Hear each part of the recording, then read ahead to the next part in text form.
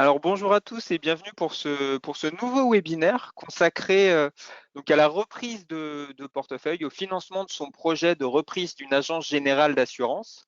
Donc je me présente, je m'appelle Arnaud Guillet, je m'occupe donc au sein de la fédération AGA, donc qui est la fédération des syndicats des agents généraux d'assurance. Je m'occupe de tout ce qui concerne l'entrée dans la profession des nouveaux agents.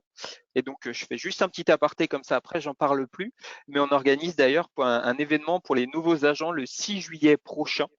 Donc, n'hésitez pas à aller sur le site d'AGA, vous aurez un peu plus d'informations là-dessus. Voilà, la parenthèse est refermée, j'ai passé mon message. Du coup, aujourd'hui, je serai accompagné donc de Blandine Pizzaneschi et Céline Baudusseau, que je vais laisser se présenter toutes les deux pour vous dire un petit peu ce qu'elles font. Je commence. Bonjour à tous, Blandine Pisaneski. Je travaille chez Interfimo. Voilà, je ne sais pas si vous connaissez Interfimo, c'est une société financière qui s'occupe des financements des professions libérales, une filiale du LCL, et on est spécialisé dans les professions réglementées et les professions libérales. Donc voilà, merci beaucoup. On est 200 collaborateurs qui travaillent avec toutes les agences du LCL et on s'occupe de vos financements dont on va essayer de vous parler aujourd'hui en entrant un peu dans le détail. Et bonjour à tous, moi c'est Céline Baudusseau et moi je suis aussi salariée au sein d'AGA comme Arnaud. Et moi je suis plutôt spécialisée en juridique dans la partie fiscalité et droit de société. Donc je serai juste là si jamais vous avez des questions à la marge sur la fiscalité, mais c'est pas normalement le cœur du sujet, hein. Je serai juste en accompagnement si besoin. N'hésitez pas aussi à poser vos questions, mais surtout à Blandine. Elle est là pour ça aujourd'hui. Effectivement, comme vient de le dire Céline, vous voyez que vous avez sur la droite un onglet de questions. N'hésitez pas à poser toutes vos questions. Moi, je me ferai votre relais pour poser les questions à Blandine et à Céline. Et puis, si jamais on voit qu'on n'a pas nécessairement le temps de pouvoir répondre à toutes vos questions pendant cette heure qu'on va passer ensemble, ne vous inquiétez pas. De toute façon, on vous enverra par la suite la réponse à vos questions individuellement. Et puis enfin, une dernière chose, peut-être avant de rentrer dans le cœur du sujet, c'est que vous recevrez, vous aurez accès en tous les cas à la vidéo et au support de présentation que vous voyez là sur le site d'AGA, donc normalement à partir de demain. Donc peut-être avant de commencer et d'attaquer vraiment le cœur du sujet de la reprise de portefeuille, peut-être quelques chiffres un petit peu pour vous parler justement du métier d'agent général d'assurance. Alors, on est sur un métier où il y a environ 11 326 agents généraux répartis sur tout le territoire. La durée environ d'activité, c'est de 18 ans et on est sur un âge moyen aux environs de 50 ans et les nouveaux agents ont environ 40 ans lorsqu'ils rentrent dans le métier. Donc, on est généralement sur un métier de seconde partie de carrière. Au niveau du chiffre d'affaires moyen, c'est-à-dire le montant des commissions, on est aux alentours de 300 000 euros, un petit peu plus de 300 000 euros. Et à titre d'indication, sachez que le chiffre d'affaires le plus élevé est de 2 millions, un peu plus de 2 600 000 euros. En France, les agents généraux, il y a environ 3,4 salariés par agence. Donc, on est vraiment sur des toutes petites structures et 3,4 salariés par agence. Là, on parle bien des agences employeuses parce qu'il faut savoir qu'il y a 25% des agents généraux qui n'ont pas du tout de collaborateurs. Les agents généraux sont principalement présents sur le marché de l'assurance dommage, puisque généralement leur chiffre d'affaires se compose à 70% de dommages et 30% de vie. Et enfin, un dernier petit chiffre peut-être, la répartition homme-femme, c'est un métier qui est pour le moment très masculin, même si on voit que c'est en train de changer, puisqu'il y a un peu plus de 80% d'hommes à l'heure actuelle, mais que dans les nouveaux agents, on est aux environs de 30% de femmes, donc ce qui fait augmenter aussi la part des femmes dans l'activité. Dans les agences, on compte environ 26 000 collaborateurs et on voit que finalement les agences les plus grosses se situent en zone périurbaine et que les agences et que 36% aussi des agences qui ont entre 5 à 9 salariés, elles vont quant à elles être situées en zone rurale. Et enfin, un dernier petit chiffre pour vous indiquer un petit peu la pérennité du métier d'agent général. Sachez que sur les 10 dernières années, on était aux environs de 600 nominations par an et que ces dernières années, on voit une vraie augmentation puisque la moyenne des 3 dernières années est au-dessus de 900 nominations par an. Donc, on voit qu'il y a une vraie volonté aussi de la part des compagnies d'étoffer leur réseau et donc on voit qu'il y a beaucoup plus de nominations. Alors, quel est le programme du coup de cette heure qu'on va passer ensemble? On va avoir 4 séquences. La première, ça va être plus sur comment s'installer, notamment les différents modes d'exercice pour s'installer. Après, on parlera de comment financer, les locaux professionnels et enfin, la dernière chose qui est le nerf de la guerre aussi, comment convaincre son banquier. Alors pour commencer, peut-être Céline, si tu peux nous rappeler un petit peu les différents modes d'exercice dont on peut avoir pour devenir agent général? Alors oui, quand vous êtes agent général, comme on l'a dit en début, c'est vraiment une profession réglementée. Donc, qui dit profession réglementée dit il faut respecter les règles qui ont été mises par décret en 96, c'est la Convention de 96. Et en fait, dans ce décret de 96, en fait, il est bien prévu que les agents peuvent exercer soit en tant que personne physique, donc en entreprise individuelle, avec le nouveau statut qui permet d'opter à l'impôt société sur les sociétés. Et vous avez sinon à l'IR, donc il y a les deux possibilités. Vous allez pouvoir être en association. Donc on voit, là je vous ai mis un exemple des noms que peuvent vous dire les compagnies. On parle de SPM, SPMG et SPEC. En fait, c'est des formes de sociétés en participation qui sont en gros des sociétés de fait qui permettent en fait une association, mais qui n'ont pas la personnalité morale. En fait, c'est des sociétés un peu transparentes. Et finalement, chacun quand même exploite son portefeuille et a sa propre fiscalité en dessous. C'est pas l'association qui va finalement avoir la fiscalité, c'est vraiment votre entreprise individuelle qui est soit à l'IR, soit à l'IS. Et c'est là où d'ailleurs il y a le financement qui se passe, c'est au niveau de l'entreprise individuelle et surtout pas au niveau de la société en participation. C'est quand même important de le voir. Un banquier ne vous proposera pas un emprunt sur une société qui n'a pas de capacité juridique. C'est des sociétés qui ne sont juridiquement pas existantes, donc elles ne peuvent pas porter l'emprunt. C'est vraiment votre entreprise individuelle qui va emprunter pour financer votre portefeuille. Donc attention à ça au niveau du financement et de même l'affectation du portefeuille. Pensez bien que si vous êtes en tant que personne physique, c'est votre entreprise individuelle qui est concernée et pas la société en participation qui est une société de fait et qui n'a pas pour but finalement de financer ou de porter la fiscalité au portefeuille. L'autre forme, c'est au niveau de la personne morale. En fait, là, ce sont des sociétés de capitaux assez classiques. En fait, c'est les sociétés de droit commun. C'est tout ce qui est SARL, EURL, société anonyme, société en commandite par action. Donc ça, c'est les 3 formes qui sont finalement possibles pour votre activité.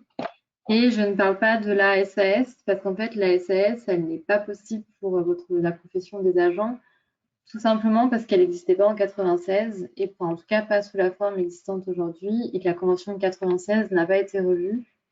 Donc forcément, on n'a pas inclus les SAS, et après, la SAS pose un autre souci, c'est au niveau des cotisations. Tout simplement parce que quand vous êtes en SAS, vous êtes sous le régime des assimilés salariés, donc vous ne cotisez pas à la CAVAMAC, qui est la caisse de retraite des agents.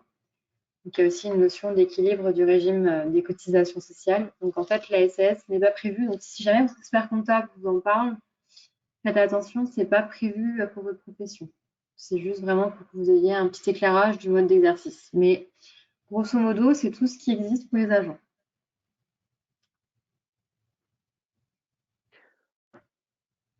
Alors peut-être à titre d'information justement sur ces différents statuts, on vous a mis quelques chiffres un petit peu pour que vous ayez bien conscience un peu des différents statuts au lancement. Donc en 2021, on avait 80% des agents qui ont démarré en entreprise individuelle, pour 12% en association et donc 8% en société de capitaux.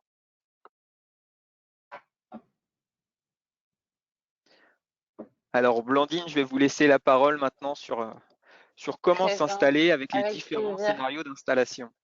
Alors effectivement, le jour où vous allez vous installer, vous allez avoir différents scénarios d'installation. Il y a 2 grandes possibilités d'exploiter une clientèle. Soit on achète un portefeuille directement, soit on va intégrer un groupe, et dans ces cas-là, on ne va pas acheter un portefeuille, mais on va acheter des titres. Les titres d'une société, hein, comme vous l'avez expliqué, Céline, de façon très claire tout à l'heure. Donc, on va passer au slide suivant. Merci beaucoup. Donc, dans le cas d'un achat de portefeuille, on va effectivement avoir une personne physique qui va acheter le droit de créance. Et dans ces cas-là, si vous achetez le portefeuille, c'est vous qui allez emprunter directement. On voit, vous êtes en lien directement avec la banque et c'est vous qui allez acheter et emprunter directement. On va passer au slide suivant. Si vous pouvez aussi acheter un portefeuille en passant par une société. C'est exactement ce que vous décrivez, Céline, tout à l'heure. On a l'acquisition en nom propre et puis l'acquisition via SCI. Dans ces cas-là, vous achetez toujours un portefeuille, mais vous allez d'abord créer une société. Vous créez cette société, vous allez détenir les titres de cette société, vous allez vous retrouver du coup associé de la société et c'est la société personne morale qui va, elle, solliciter le prêt auprès de la banque. Voilà. Dernière possibilité, vous achetez non pas une clientèle, mais vous achetez les titres d'une société qui détient elle-même cette clientèle. Le schéma dans ces cas-là, vous allez de la même manière créer une société, mais cette fois, vous allez créer une société holding. La société holding, ce n'est pas une société d'exploitation. C'est une société qui a pour seul objet de détenir les titres d'une société d'exploitation. Donc, vous allez créer cette société holding. Vous allez être vous-même associé ou actionnaire de cette société holding et la société holding va solliciter la banque, faire un crédit, acheter les titres de la société d'exploitation qui, elle, exploite le fonds. Ce qu'il faut bien voir, et on rentrera un peu plus dans le détail après, c'est que quand on parle d'exploitation, on parle vraiment de la société qui détient la clientèle, qui va encaisser le chiffre d'affaires et payer les charges d'exploitation. Voilà, c'est ça qui est important. Et là, en fonction des scénarios, on voit que finalement, c'est pas forcément cette même personne qui va emprunter directement. Donc là, dans ce cas-là, effectivement, on a une société holding qui achète des titres et là, c'est bien la société holding qui va emprunter. Alors, comment s'installer à l'impôt sur les sociétés ou à l'impôt sur le revenu? Alors, c'est deux, c'est pas lié, enfin, en tout cas, c'est plus lié avec les évolutions en plus fiscales qu'on peut avoir. C'est pas forcément lié au fait d'être en nom propre ou en société. Avant, c'était un peu comme ça, donc c'était plus facile. On avait le nom propre d'un côté, la société de l'autre. Aujourd'hui, quand vous êtes en nom propre, vous avez aussi la possibilité d'emprunter, vous avez l'option impôt sur les sociétés. Donc voilà, c'est plus aussi simple, mais c'est pas plus compliqué et en tout cas les conséquences sont exactement les mêmes. Vous pouvez choisir d'être soit à l'impôt sur le revenu, soit à l'impôt sur les sociétés. Donc la grande différence, d'abord à l'impôt sur le revenu, on a une comptabilité encaissement-décaissement. Il faut bien comprendre que les comptabilités sont différentes. En impôt sur le revenu, donc on a un encaissement-décaissement. Ça veut dire que on va compter dans notre chiffre d'affaires tout ce qu'on a encaissé et on va comptabiliser en charge tout ce qu'on a décaissé. C'est la différence entre ces encaissements et ces décaissements qui va former notre base fiscale. Donc, c'est sur cette différence encaissement-décaissement qu'on appelle bénéfice. Ce bénéfice sera soumis à l'impôt sur le revenu de la personne physique, mais il sera également soumis aux cotisations sociales et à vos charges de cotisation sociale. Ce qu'il faut comprendre, c'est que, et ça aussi, on rentrera un peu plus dans le détail après, mais quand on parle de charges, on ne parle pas de charges d'emprunt. Dans la charge du crédit, il n'y a que les intérêts du crédit qui sont déductibles. Donc, ce bénéfice, qui est imposable, on l'a vu de manière assez lourde, à l'impôt sur le revenu et aux cotisations sociales, c'est ce bénéfice, une fois que vous avez payé votre imposition, qui va vous servir à rembourser le capital de l'emprunt. Donc, ça peut devenir assez lourd. Au niveau de l'impôt sur les sociétés, c'est différent. On l'a vu tout à l'heure, quand on a une société, c'est elle qui détient l'activité la clientèle, pardon, c'est elle qui encaisse le chiffre d'affaires et qui paye les charges. Donc, on a là une comptabilité qui est un petit peu différente. On est en ce qu'on appelle en comptabilité d'engagement. Donc, c'est pas les encaissements et les décaissements, c'est pas ce qu'on a encaissé, mais c'est ce qu'on a facturé. Donc, on peut avoir des petits écarts. Si vous facturez, par exemple, au 15 décembre et que le client va vous payer qu'au mois de janvier, on a une situation où ça ne sera pas pris en compte et une situation où ça sera pris en compte au niveau du chiffre d'affaires. Ça permet d'avoir un chiffre d'affaires qui est vraiment représentatif de votre activité de l'année. Donc, on encaisse, en tout cas, on a un chiffre d'affaires qui correspond à la facturation. On a des charges d'exploitation. Mais dans ces charges d'exploitation, on va intégrer la rémunération de l'associé. Comme je vous le disais, la société, elle détient la clientèle, elle encaisse le chiffre d'affaires, elle paye les charges et puis elle paye aussi son associé qui travaille dans la structure. Donc là, vous allez déterminer votre rémunération. Et c'est sur ce bénéfice-là, après votre rémunération, qui sera lui imposé au taux de l'IS, c'est-à-dire 15% jusqu'à 38 120 € et 25% au-delà. Et au niveau de votre imposition personnelle, en fait, vous serez imposé uniquement sur la rémunération que vous aurez choisie. J'espère que c'est clair. On va peut-être passer à la vue d'après qui reprend les mêmes idées, mais de manière un peu plus schématique. Alors, si la slide veut bien se charger. Ouais. D'ici là, on va peut-être pouvoir répondre. On avait déjà une première question. On nous demandait justement quand je rachète des parts dans une SARL dans laquelle je m'associe, est-ce que j'emprunte, comment est-ce que j'emprunte? Est-ce que j'emprunte en EI, en entreprise individuelle? Non. Alors, dans ces cas-là, on n'est pas… L'entrepreneur individuel, encore une fois, c'est vraiment celui qui exploite. Là, vous achetez des parts, l'exploitation, elle est en dessous, elle est dans la société. Donc, vous avez la possibilité soit d'acheter en nom propre vos parts, soit, comme on l'a vu tout à l'heure dans la vue, de passer par une holding. Avec le même bénéfice qu'on est en train de décrire là, alors de manière voilà, sur l'étage supérieur, mais avec le même bénéfice impôt sur les sociétés et impôt sur le revenu. Alors, je ne sais pas si la slide… J'ai le support qui est en train de bugger. Alors, je vais aller, hop là, le rouvrir, le chercher. Toujours dans ces cas-là, de toute façon, que ça arrive. Toujours, les joies du direct. C'est ça. Juste pour compléter justement sur l'acquisition, c'est soit vous achetez en nom propre ou vous achetez les parts finalement via une holding. Après, si vous achetez via une holding, faites attention, il faut que la compagnie soit d'accord, hein, tout simplement. Oui. Là-dessus, il faut qu'elle autorise quand même l'achat via une holding. Ben voilà, on a là les images. Ah oui, c'est voilà. mieux quand ça s'affiche. Hein, c'était plus beau à la base. Hein. Voilà. J'étais perturbée, je pensais qu'elles allaient arriver les images par la suite. Alors, de manière un peu plus schématique, c'est exactement la même chose. Hein. Sur la partie de gauche, vous avez le concept de l'impôt sur le revenu. Alors, je suis désolée, hein, il y a le taux d'IS, il change tout le temps. Alors, il y a quelques slides où il y a des bugs. À chaque fois que vous voyez 26,5, en fait, c'est 25. Voilà. Il y a deux petits bugs dans les slides qui sont restés. Mais c'est plutôt une bonne nouvelle pour tout le monde que ça passe à 25, donc on va pas trop s'en plaindre.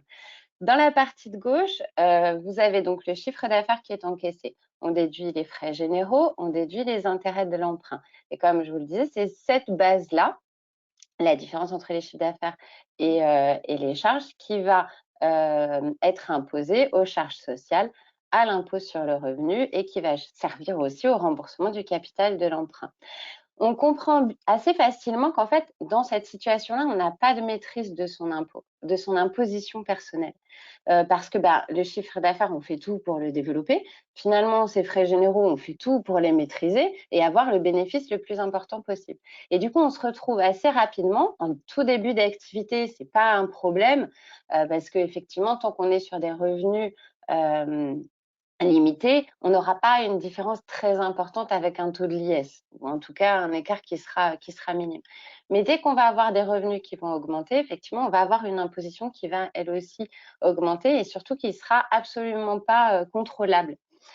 Dans la partie où on est de droite, où là on est à l'impôt sur les sociétés, on a de la même manière notre chiffre d'affaires, on a nos frais généraux déductibles, dont les intérêts d'emprunt. Et puis, il y a cette rémunération de l'associé, donc votre rémunération que vous allez pouvoir choisir. Et c'est en choisissant cette rémunération que vous allez pouvoir finalement contrôler votre imposition personnelle.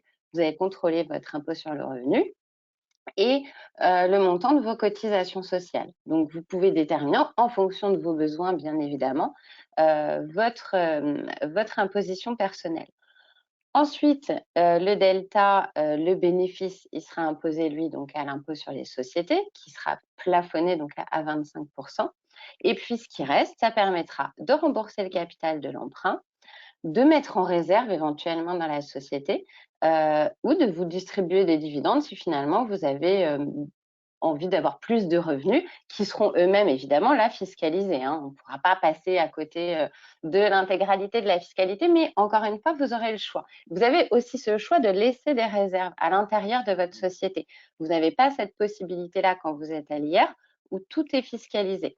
Et le fait de laisser des réserves, ça peut que vous allez pouvoir peut-être réinvestir dans votre société. Excusez-moi.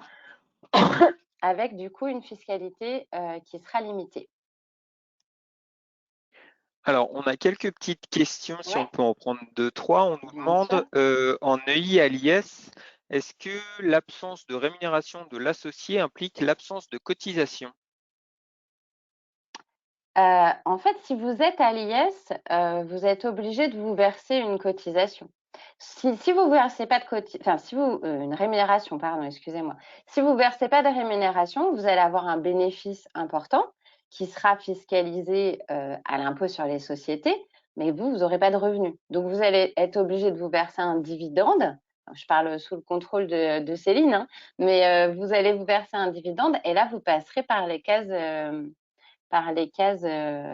fiscalité personnelle.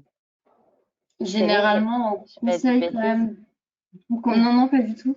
Moi, je dis pareil, je dis justement, il faut quand même se verser on va dire une rémunération de gérance, on va dire normale par rapport à son niveau de vie. Généralement, on dit c'est pour pouvoir payer tout ce qui est ses frais de la vie courante, en fait, et avoir son train de vie, parce que il faut quand même payer quelques cotisations, et vous n'échapperez pas à certaines cotisations qui sont de toute façon sur les commissions brutes. Donc, quoi qu'il arrive, vous en payerez, même si vous ne versez pas de rémunération de gérance dans votre statut. Mais effectivement, j'ai le même avis. Si vous ne payez pas au niveau de la rémunération de gérance, vous verserez des dividendes, vous payerez de l'IS, donc finalement, 1 125 000. J'ai une autre question, je pense qu'il est pour toi aussi, Céline. On nous demande entre deux associés, est-ce qu'ils peuvent être soumis à des régimes d'imposition différents, notamment dans le cadre d'une SPMG? Oui, en fait, la SPMG, elle est juste là pour payer les charges communes de l'agence, donc liées finalement les salaires des salariés ou par exemple les loyers de l'agence ou l'électricité. Mais après, c'est sa propre fiscalité et ça dépend si vous avez choisi IR ou IS, comme elle a dit dans le bon. Donc chacun sa fiscalité dans ce cas-là. Et enfin, une dernière, on nous demande est-ce que les garanties bancaires demandées sont les mêmes si le prêt se fait à l'EI ou à une société, une holding? Alors, on parlera des garanties après, si vous voulez bien. Donc, c'est à venir. Voilà. Ça marche, alors on avance. Alors voilà, on a parlé de comment s'installer. Justement, on arrive dans le vif aussi du sujet des garanties avec comment financer. Donc, en fonction des scénarios qu'on a vus tout à l'heure, on ne va pas avoir le même type de dépenses. Si vous achetez un portefeuille client, qu'est-ce que vous allez devoir financer? On va financer le prix de cette clientèle, les droits et frais, bien évidemment, auxquels on n'échappe pas. Et puis, il faudra aussi réfléchir au matériel, aux aménagements. On a beau acheter une clientèle qui fonctionne déjà, souvent, on a envie de moderniser un petit peu, de mettre sa touche, de réaménager un petit peu les locaux, etc. Donc, c'est des points à prendre en compte. Et puis aussi, on a ce fameux BFR. Alors, qu'est-ce que c'est le BFR? BFR, c'est besoin en fonds de roulement. En fait, c'est de la trésorerie. Et cette trésorerie, c'est le matelas de sécurité que vous allez mettre sur votre compte pour vous assurer de ne jamais être à découvert. C'est la différence entre les décaissements et les encaissements. On a toujours un aléa soit parce que l'activité va être un petit peu cyclique, soit parce que effectivement, on a des délais clients qui peuvent être longs. Enfin, en tout cas, ce BFR, il est à calculer, il est à estimer et il est à intégrer au plan de financement. On verra comment se présente un plan de financement après. Mais c'est important pour pas vous retrouver dans une situation tendue de trésorerie dès le démarrage de votre activité. Si vous entrez dans un groupe, ben forcément, l'objet du crédit va complètement changer. Hein. On n'est plus sur un achat de clientèle. On va être sur un achat de parts. Donc, dans ces cas-là, vous allez acheter les titres. Donc, vous allez payer le prix des titres et puis les droits et frais. En général, on a une structure en dessous qu'on achète qui fonctionne déjà. Donc, il n'y a pas forcément besoin de matelas de trésorerie parce qu'il est déjà là. Il n'y a pas forcément besoin d'aménagement complémentaire puisqu'on va s'associer avec quelqu'un. Donc, en général, c'est quelque chose qui tourne déjà. Mais c'est quand même à vérifier. Et c'est quand même, quand on achète les parts, bah, bien évidemment, on a toute une étude de la société en elle-même à vérifier pour voir s'il ne faut pas reprendre un crédit qui serait déjà en cours, éventuellement pour le réétaler, voir si effectivement il y a suffisamment de trésorerie. Parce que acheter une société qui a beaucoup de dettes, vous allez la payer moins cher, mais il faut quand même s'assurer derrière que vous allez pouvoir rembourser toutes ces dettes. Donc, c'est pas parce que c'est pas intégré au plan de financement de l'acquisition, parce que dans ces cas-là, on fera un autre prêt sur la société, que c'est pas à prendre en compte et à réfléchir. Au niveau des modalités du crédit, qu'on soit en achat de part ou en achat de clientèle, on sera sur les mêmes modalités avec des prêts entre 7 et 10 ans et un apport entre 20% et 30% en fonction de l'importance du projet. On ne va pas déterminer un montant d'apport gravé dans le marbre, je dirais, parce que vraiment l'intérêt, ou en tout cas nous chez Interfimo, l'intérêt c'est d'étudier les dossiers au cas par cas et de réclamer un apport uniquement s'il est nécessaire. Voilà. Donc on va caler ce montant de l'apport en fonction du projet en lui-même. Au niveau des garanties, justement, donc on en parlait tout à l'heure, de la même manière, quelle que soit l'option, portefeuille client, entrer dans un groupe, on va être sur, alors là aussi, hein, on a des slides qui sont un petit peu anciens, puisqu'on parle d'une caution donc des dirigeants si l'emprunteur est une société, alors qu'effectivement aujourd'hui, en tout cas, en société, on va pouvoir demander la caution du dirigeant, effectivement, alors qu'en eau propre, on ne pourra pas demander la caution du dirigeant. C'est très nouveau. Alors, je ne m'embarquerai pas dans un sujet, je dirais, complexe, parce que pourquoi, en fait, pour faire un peu l'historique, à la base, quand vous étiez en nom propre, vous étiez de toute façon engagé sur votre patrimoine personnel. Donc, c'est impossible de demander une caution personnelle et ça n'avait aucun intérêt de demander de caution personnelle. Aujourd'hui, vous n'êtes plus engagé en nom propre sur votre patrimoine personnel, mais malgré tout, le banquier ne peut pas demander de caution. Ça n'existe pas, puisque c'est vous qui empruntez directement. Alors, la question qui va se poser, et ça c'est à voir, et là moi je n'ai pas je vous donne juste les choses comme elles existent, c'est de savoir si effectivement il y a un engagement sur le patrimoine personnel qui sera demandé quand même par le banquier ou pas. Mais en tout cas, sachez qu'en société, effectivement, en général, on va demander un bout de caution, hein, comme on dit. C'est pas forcément la totalité du crédit, mais ça va être sur quelques échéances pour finalement lier aussi l'emprunteur directement au crédit, sachant que vous passez par une société. On aura aussi le consentement du conjoint, à pas oublier, en fonction de votre régime matrimonial. Si vous êtes en communauté et que vous empruntez en nom propre, on aura forcément le consentement du conjoint qui sera demandé. Et puis, au niveau des garanties, moi, j'aime bien parler des assurances. Ce n'est pas une garantie en tant que telle, mais fondamentalement, c'est quand même une garantie. En plus, elle est à la fois pour le banquier et pour vous. En général, le crédit, on nous demandera toujours à ce que le crédit soit assuré en DPTIA, donc décès et perte totale irréversible d'autonomie, et en ITT.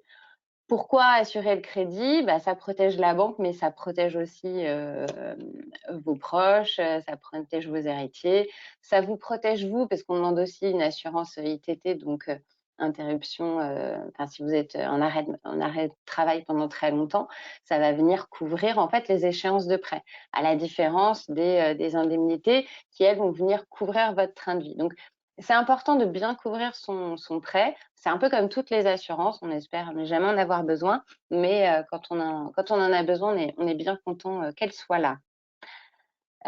Donc, pour répondre à la question, j'y ai quand même plus ou moins répondu. Effectivement, la grosse différence, ce sera cette histoire de caution. Après, voilà, est-ce qu'il va y avoir d'autres choses qui vont s'imbriquer au niveau des crédits qui seront faits sur les EI? Ça, c'est un petit peu à voir en fonction de chaque dossier. Hein. À mon sens, c'est comme ça que ça va se passer. Comme toutes les garanties, hein, de toute façon, elles sont comme le niveau de l'apport, elles ne sont pas figées dans le marbre, elles sont prises en fonction du risque de chaque dossier. Donc, ce sera à réfléchir. Alors, on a quelques petites questions encore une fois. On nous demande, dans le nouveau statut d'entreprise individuelle, est-ce qu'on peut amortir sur 10 ans l'achat du portefeuille? Ah, alors là, c'est Céline. Oui, ça va être l'amortissement qui est dérogatoire, qui a été fait par la loi de finances pour 2022. Alors ça vient de sortir, la doctrine administrative. Ouais. Elle a été modifiée, je crois, autour du 8 ou 10 juin. Et ils l'ont bien modifiée pour les fonds libéraux. Donc, ils l'ont bien modifié à la doctrine et ils l'autorisent bien pour les fonds libéraux, effectivement. Par contre, qui dit amortissement, dit valeur zéro in fine à la fin, dit plus-value, par contre, totale quand même à la cessation. Donc, c'est avantageux, effectivement, en entrée. Par contre, n'oubliez pas à la sortie où vous avez un gain fiscal à l'entrée. Bon, il se récupère à un moment à la cessation. Donc, il faut quand même voir si c'est intéressant ou pas dans votre dossier. Je ne sais pas si ça a un impact d'ailleurs au niveau du financement pour vous, Blandine, si jamais il y a un investissement ou pas. Justement. Alors, je savais que c'était très nouveau, que ça venait juste de sortir, mais ça vient de sortir là il y a 10 jours. C'est ça, c'était très très récent par rapport aux fonds libéraux. Hein. Mais c'est vrai que nous, sur les fonds de commerce, c'est sorti depuis plus longtemps, donc on a déjà travaillé sur le sujet pour nos quelques professions libérales qui détiennent des fonds de commerce. Il y a d'autres problématiques à tout ça. C'est que vous allez amortir votre fonds, donc vous allez générer des charges. Qui dit charges importantes vont dire souvent résultat net négatif. Un résultat net négatif, c'est des pertes, hein, même si l'amortissement, il n'y a pas de décaissement, on comprend bien, il n'y a pas de trésorerie, donc c'est juste fiscal. Donc c'est une perte, mais qui finalement n'amène pas de problématique de trésorerie. Mais au niveau du bilan, elle va quand même s'accumuler au niveau de votre bilan et venir dégrader vos capitaux propres. Des capitaux propres qui deviennent négatifs ou trop faibles, c'est problématique pour obtenir un nouveau financement.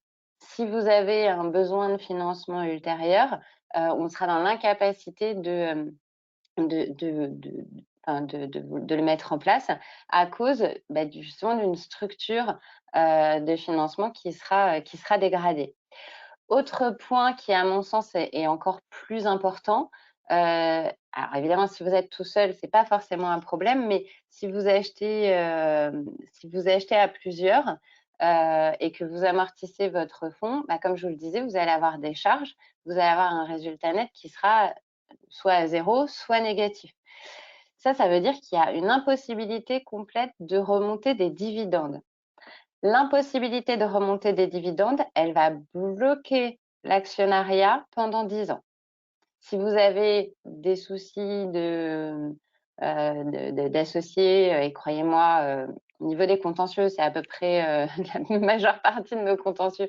C'est pas les sociétés qui vont mal, c'est les associés entre eux qui s'entendent pas.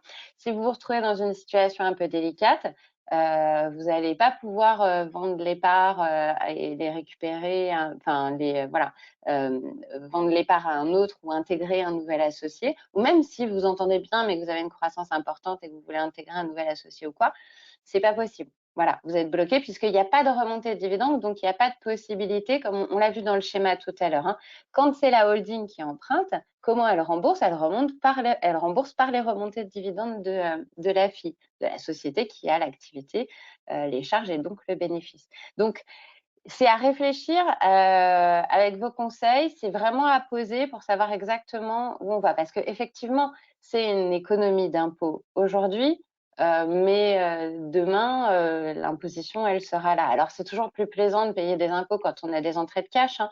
On ne va pas revenir là-dessus, on comprend très bien la logique et l'intérêt, mais c'est quand même à manipuler avec prudence. Voilà.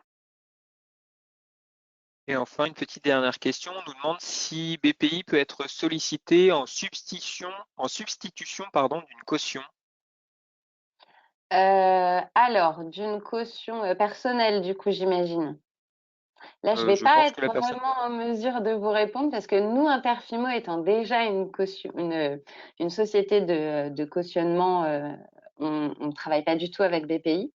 Donc ça, c'est vraiment à voir au cas par cas avec les banques. Nous, en passant par Interfimo, alors nous, on a un fonctionnement particulier puisqu'en fait, c'est pas une caution que le client va payer, hein, c'est l'ELCL qui prend en charge cette caution dans son taux. Donc, c'est transparent financièrement pour le client et nous, on va chercher effectivement des garanties usuelles. Avec BPI, BPI déjà en général couvre pas tout de mémoire. Donc, c'est vraiment à négocier avec votre banquier. Alors, on a justement quelqu'un qui est spécialisé justement sur BPI qui nous a apporté aussi quelques réponses, qui nous dit que Super.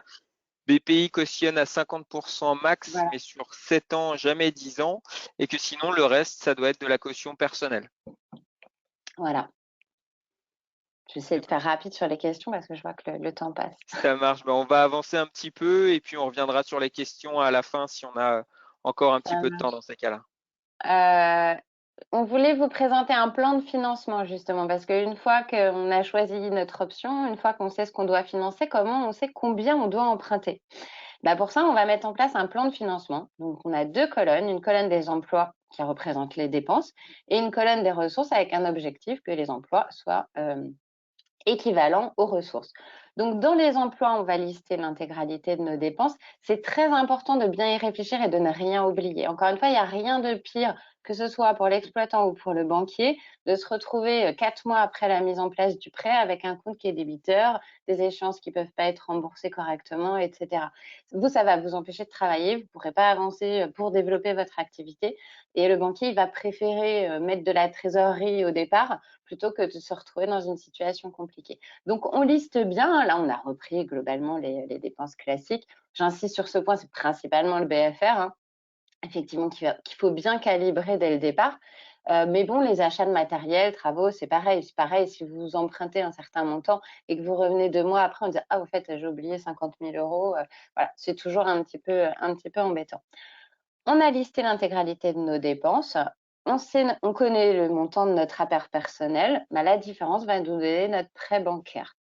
Alors, ce prêt bancaire, comment il va se matérialiser? On va passer à la vue d'après. Il va se matérialiser par un tableau d'amortissement.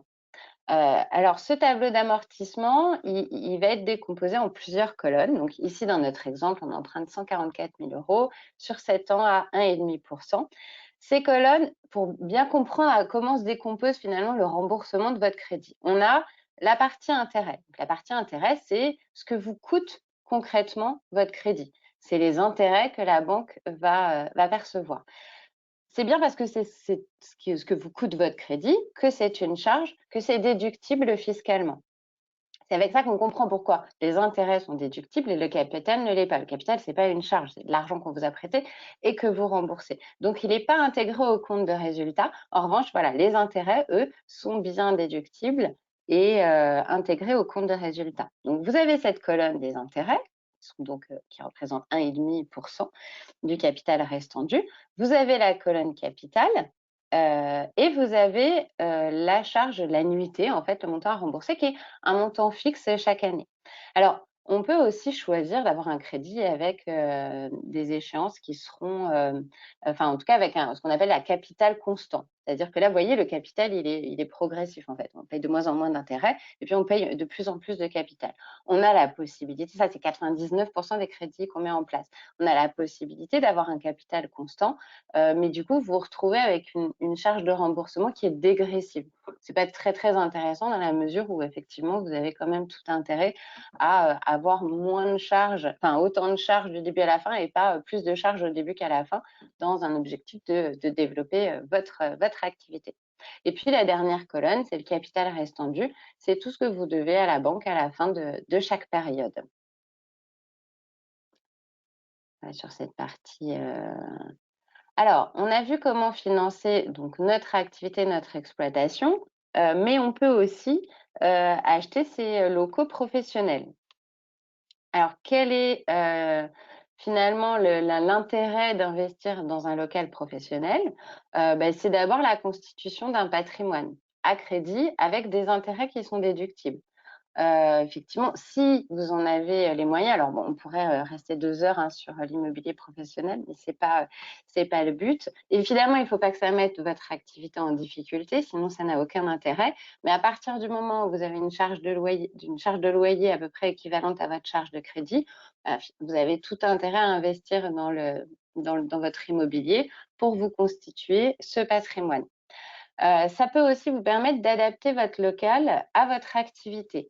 En fonction de la taille, de la localisation, l'agencement, l'accessibilité handicapée, par exemple, qui peut être un gros point fort et d'attractivité et de transmissibilité ensuite par la suite du cabinet. Et puis enfin, et surtout, j'ai envie de dire, ça supprime les aléas du locataire, les indexations de loyer, l'éventuelle éviction, etc. Ça vous met vraiment en sécurité par rapport à votre charge de loyer.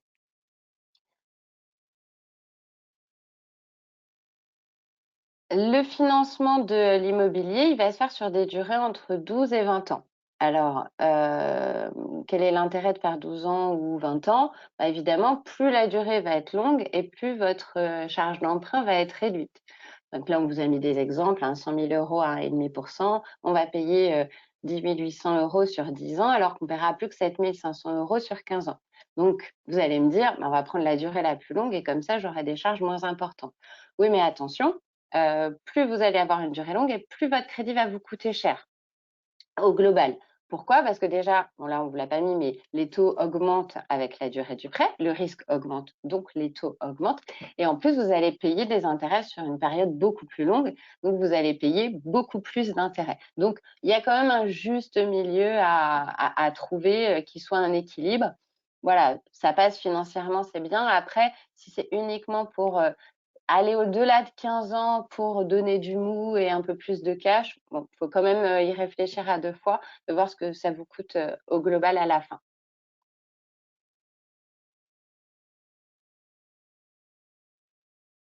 Alors, le financement de l'immobilier, là aussi, on va avoir 3 options. Enfin là, on en a 3 en l'occurrence. On peut acheter le local directement. Dans ces cas-là, qu'est-ce qu'on va financer? Le prix du local, les droits et frais et d'éventuels travaux. On peut aussi acheter un terrain et faire construire. Dans ces cas-là, l'objet n'est pas tout à fait le même parce qu'on va acheter un terrain, on va payer les droits d'enregistrement et les droits et frais de la même manière et puis on aura le coût de la construction. On est sur un dossier un peu plus risqué. Alors en ce moment, encore plus, mais globalement pour le banquier, on va être sur un dossier qui sera un petit peu plus risqué parce que les coûts de la construction, ils ont des aléas qui peuvent être importants. Il peut y avoir des problématiques de chantier, des retards, etc. Enfin voilà, il faut savoir que c'est quand même toujours un petit peu plus risqué pour le banquier. Il faut prévoir une bonne marge de manœuvre. Et dans ces cas-là, on aura des prêts qui seront entre 15 et 20 ans. Excusez-moi. Qu'est-ce qui nous permet en fait d'aller sur des durées longues? C'est justement cette garantie, on a appelé PPD, privilège de prêteur de deniers ou hypothèque sur le bien financé. C'est une garantie réelle, c'est une garantie costaud pour le banquier qui permet d'aller sur des durées longues de 15 à 20 ans. Et puis, en plus de cette garantie, si vous achetez en société, on ira chercher, pareil, un petit bout de caution et puis le consentement du conjoint. Troisième possibilité, vous pouvez aussi acheter des parts de SCI. Donc, une SCI détient déjà un local et vous allez acheter les parts. On va voir cette situation-là quand, par exemple, vous vous associez et que vous achetez des parts d'une société. Peut-être que le cédant, celui qui vous vend les parts, il part à la retraite. Et puis, comme c'est l'ensemble des associés qui détiennent les locaux, il décide de vous vendre aussi les parts de la SCI. Dans ces cas-là, donc on n'achète pas un local, on achète des parts, on va financer le prix des parts, les droits d'enregistrement. On n'a plus de PPD, on n'a plus d'hypothèque, puisqu'on ne prête plus directement au propriétaire du local. Donc, dans ces cas-là, on prendra uniquement un nantissement de parts, les cautions des associés et le consentement des conjoints. On n'est pas sur la même garantie, on ne pourra pas aller sur des durées aussi longues. C'est pour ça que souvent, c'est quand même compliqué de financer des achats de parts de SCI parce que voilà, on ne sait pas forcément, enfin, vous êtes obligé de limiter la durée, ce qui va forcément alourdir la charge d'emprunt. Alors, il y a différents moyens d'acheter son local professionnel. De la même manière qu'on a différentes possibilités pour s'installer en nom propre, en société, etc. Mais là, de la même manière, il y a trois grandes possibilités. Soit c'est vous achetez votre local dans le patrimoine professionnel. Dans ces cas-là, c'est la structure d'exploitation, qu'elle soit à l'IR ou qu'elle soit à l'IS, qui va acheter le local et le détenir. Dans ces cas-là, on n'aura pas de loyer, puisque c'est l'exploitation qui détient son local. On va pouvoir amortir le bien. Donc, on a parlé de l'amortissement de la clientèle tout à l'heure. Là, on va pouvoir amortir le local sur une durée à peu près de 20 ans. Donc, fiscalement, c'est intéressant. Et puis, on va aussi déduire ses intérêts d'emprunt. Si on peut aussi l'acheter dans son patrimoine privé, ce qu'on appelle achat et location à soi-même. Donc, on achète le local à titre privé et on va le louer à l'exploitation. L'exploitation n'est plus propriétaire du local, elle va donc payer un loyer et donc déduire également un loyer. Et puis, le propriétaire du local, lui, il va percevoir des revenus fonciers et il va déduire les intérêts de l'emprunt. Et puis, la troisième possibilité, qui est la plus répandue, c'est la fameuse SCI, Société Civile Immobilière. Donc, cette SCI, elle peut être à l'impôt sur le revenu ou à l'impôt sur les sociétés, sur option, ou si elle est détenue par une société qui est elle-même à l'impôt sur les sociétés, à ce moment-là, elle est automatiquement à l'impôt sur les sociétés. Dans ces cas-là, de la même manière, l'exploitation n'est toujours pas propriétaire du local, donc elle va payer un loyer. La SCI, elle va percevoir ses loyers, donc en revenus fonciers, elle va déduire les intérêts d'emprunt. Et si elle est à l'IR, c'est tout ce qu'elle déduira. En revanche, si on est sur une SCI à l'IR, on a également la déduction des frais d'acquisition, on a également l'amortissement du bien, et puis le bénéfice qui lui sera imposé à l'impôt sur les sociétés, donc 15% ou 25% au-delà après les 15%. Voilà. Donc on retrouve un peu les mêmes avantages que ce qu'on a expliqué un petit peu tout à l'heure, c'est pour ça que je ne vais pas m'étendre plus que ça. Vous avez des questions peut-être? Oui, oh là, il y en a plein. Voilà. Non, j'ai quelques questions, une un peu plus généraliste sur la partie qu'on voyait avant sur le financement notamment. On nous demandait à combien étaient les taux en ce moment, par exemple, pour un emprunt de 7 ans, si on a une moyenne Compliqué de après. vous répondre parce que j'ai peur que ça prenne 0,5 d'ici à ce que je vous ai répondu parce que les taux sont clairement en train d'augmenter. Aujourd'hui, je vous ai mis 1,5 dans l'exemple. J'ai toujours peur qu'il n'y a pas longtemps, on mettait 1. Eh ben, il y a quelqu'un dans les Mais commentaires qui nous dit 2% en ce moment. ouais, c'est ça. Je pense qu'on va être facilement en train de monter à 2 et malheureusement, je ne peux pas vous dire à quel moment ça va s'arrêter. Mais effectivement, on a vu les taux prendre un point, vraiment un vrai point comme ça assez rapidement. Donc ça, c'est toujours D'accord. pareil, ça fait partie des négociations, mais c'est très compliqué de répondre en ce moment. On nous demande aussi, est-ce que pour acheter des murs, il faut attendre 3 exercices clos avant d'emprunter? Alors là aussi, ça va dépendre du banquier.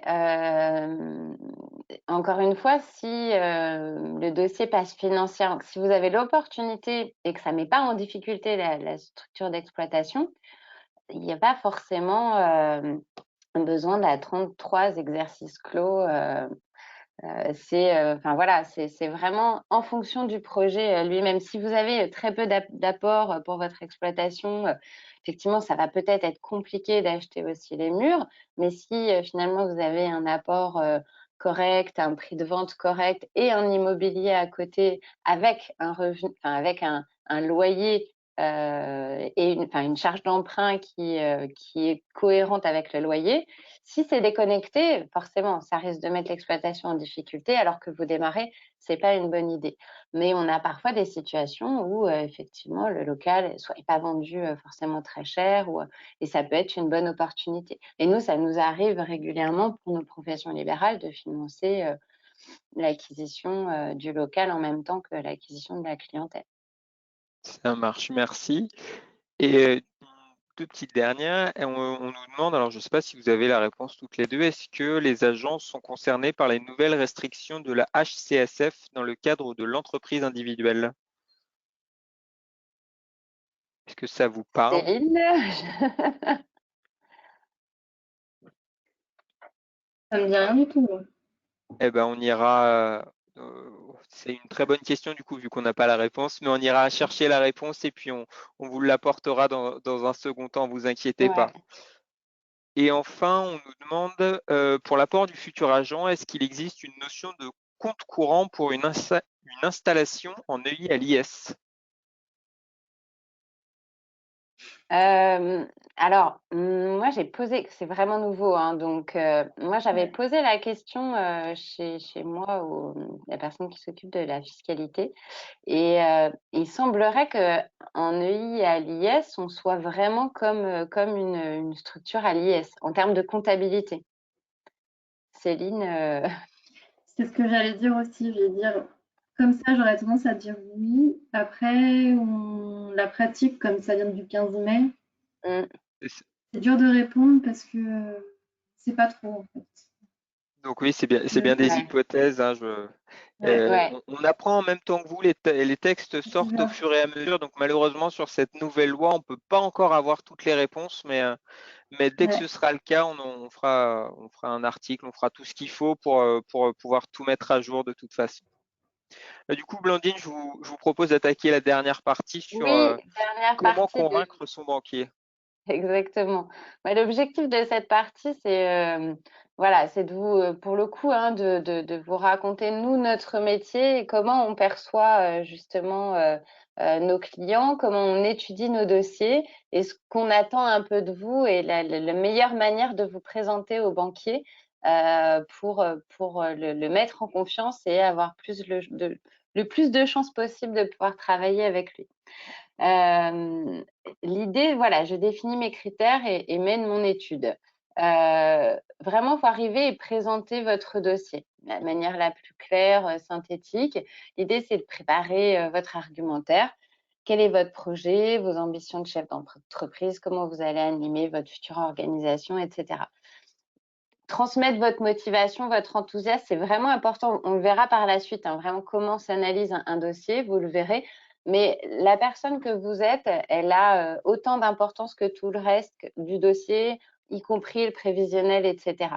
Et puis, un point très important, n'éludez pas les faiblesses de votre dossier. C'est pas la peine de cacher sous le tapis un problème que le banquier risque de toute façon de découvrir. Si vous avez une faiblesse dans le dossier, bah, faut expliquer pourquoi c'est pas si grave et que ça passera quand même en fait. Vaut mieux jouer sur ce tableau-là. En général, il est plus capable de comprendre ça que voilà, de se rendre compte que quelque chose a été caché. Le projet, il va avoir plusieurs étapes. D'abord, il faut que vous fassiez la synthèse de votre projet. Alors ça, c'est pour le banquier, mais c'est également pour vous, hein, parce que faut pas, le banquier et enfin, vous avez le même objectif que le banquier, en fait. C'est-à-dire que votre boîte fonctionne, vous, bah, pour gagner de l'argent et le banquier pour que vous puissiez rembourser votre crédit. Donc au final, le banquier et l'emprunteur, ils sont c'est la même équipe, hein, ils ont le même objectif. Donc, l'idée de départ, c'est vraiment de faire une synthèse de votre projet. Qu'est-ce que vous cherchez à atteindre? Quels sont vos objectifs à atteindre? Pour ça, vous allez définir une stratégie Et dans cette stratégie, en fait, elle va vous permettre d'avoir un plan opérationnel. Quels sont les moyens humains, matériels, techniques nécessaires pour mettre en place cette stratégie? Tout ça, il faut que ce soit cohérent et dans une certaine logique. Vous avez, si vous annoncez que vous allez faire 15% de plus de chiffre d'affaires, mais que vous avez toujours autant de personnel et que vous êtes toujours dans les mêmes locaux, ben ça pourra pas fonctionner, ni pour vous, ni pour le banquier. Donc vraiment, l'idée, c'est encore une fois qu'il y ait une cohérence dans votre projet. Et puis, dernière étape, ce sera le prévisionnel financier, où là, on va être sur la synthèse chiffrée de justement votre projet, vos objectifs et votre stratégie. Comme je vous le disais, le regard du banquier, il va se faire sur 3 points. L'analyse, elle est sur 3 domaines incontournables pour apprécier les composantes du projet. C'est ce qu'on appelle, nous, les 3 risques. On va étudier 3 choses. Il n'y a pas un des risques qui est plus important que les autres. S'il devait y en avoir un, parce que souvent on nous dit ah, c'est les chiffres, les banquiers regardent que les chiffres, seule chose qui compte, c'est le prévisionnel. Bah, pas forcément, justement. Là, on a 3 risques. On étudie vous, donc ce qu'on appelle, nous, le risque dirigeant, à qui je prête. Votre projet, l'outil de travail, l'entreprise, qu'est-ce que je finance? Et puis enfin, en dernier point, comment je suis remboursée avec les chiffres et le risque financier. Je vous le disais, il n'y a pas que le risque financier qui compte.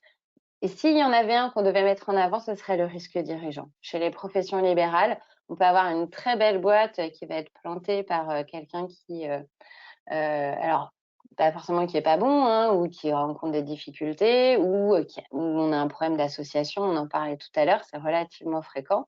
Et à l'inverse, on a des structures qui, comme ça, visuellement, sont un peu fragiles, mais reprises par quelqu'un de très motivé, de très compétent et qui va réussir à en faire quelque chose de formidable.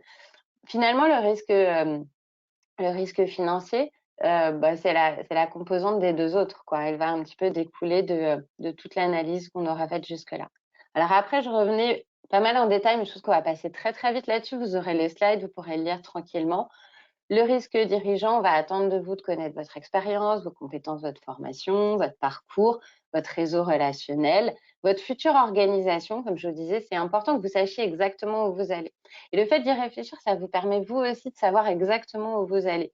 Et c'est vraiment important qu'il y ait une cohérence entre ce que vous voulez faire et ce que vous achetez. Et ça, le banquier, il va le sentir, il va le chercher. Si vous arrivez à lui montrer ça, vous aurez pas de problème, moins de problèmes pour obtenir un financement. Et puis votre situation personnelle. Alors j'insiste juste sur ce point-là rapidement parce que souvent on nous dit mais moi là j'achète, ça n'a rien à voir avec ma situation personnelle, savoir si j'ai une femme, des enfants, etc. On rentre dans ma vie privée.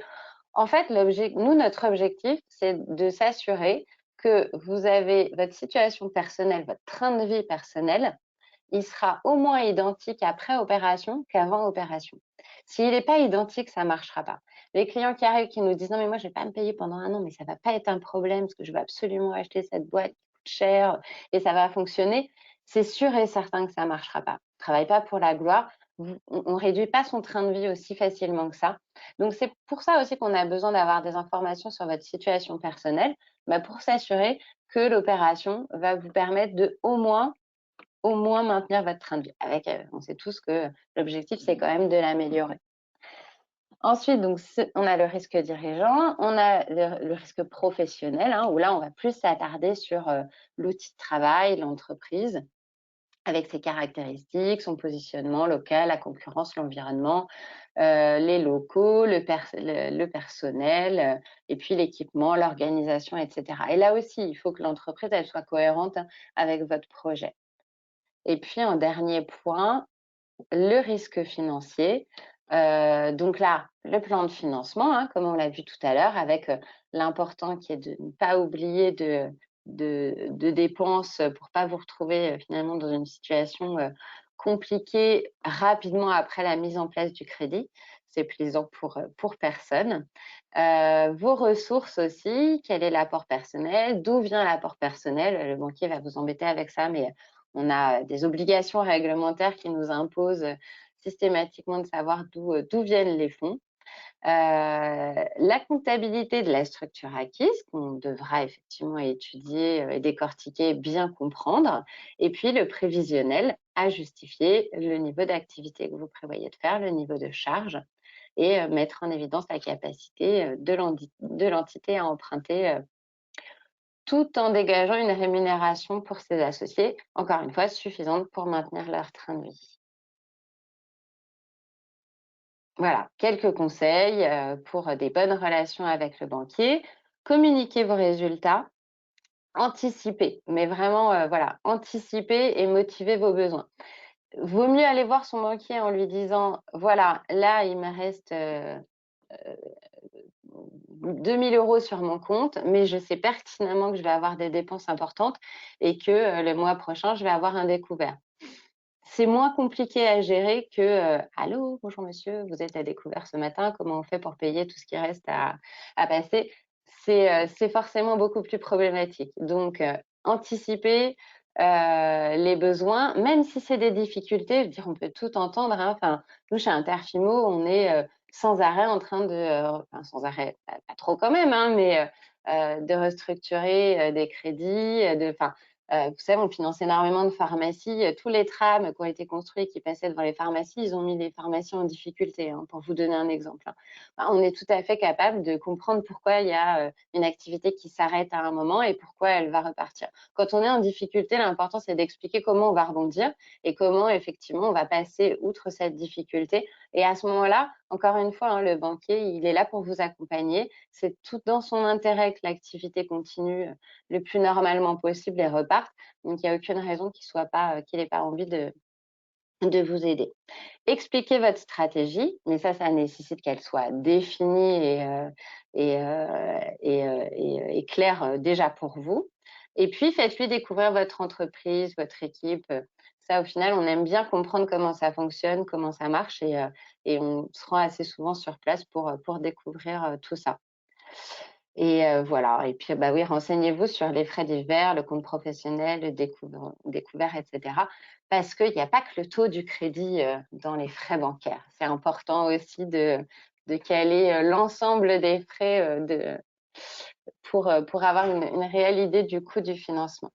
Vous avez notre site internet, n'hésitez pas à aller dessus. Alors, je n'ai pas mis de mot de passe, mais je crois que vous aurez de toute façon accès à la présentation. Donc, mais allez quand même sur notre site, n'hésitez pas. Il y a beaucoup de choses intéressantes sur les professions libérales et vous retrouverez aussi les coordonnées des interlocuteurs si vous en aviez besoin. Voilà. C'est ça, vous avez tous les interlocuteurs en région d'Interfimo, donc vos relais directement départementaux et régionaux. Donc n'hésitez pas à aller sur le site, voir un petit peu. Allez voir celui d'AGA aussi, hein. Faites kiff quand même, parce Voilà, il exactement. en faut pour tout le monde. Mais on a une petite question justement sur Interfimo. On nous demande sur une base de 100 combien de projets d'agents vous avez refusés, si vous en avez l'idée. Non, j'ai pas de. Non, je sais même pas si j'ai la statistique. En fait, on n'est pas très développé.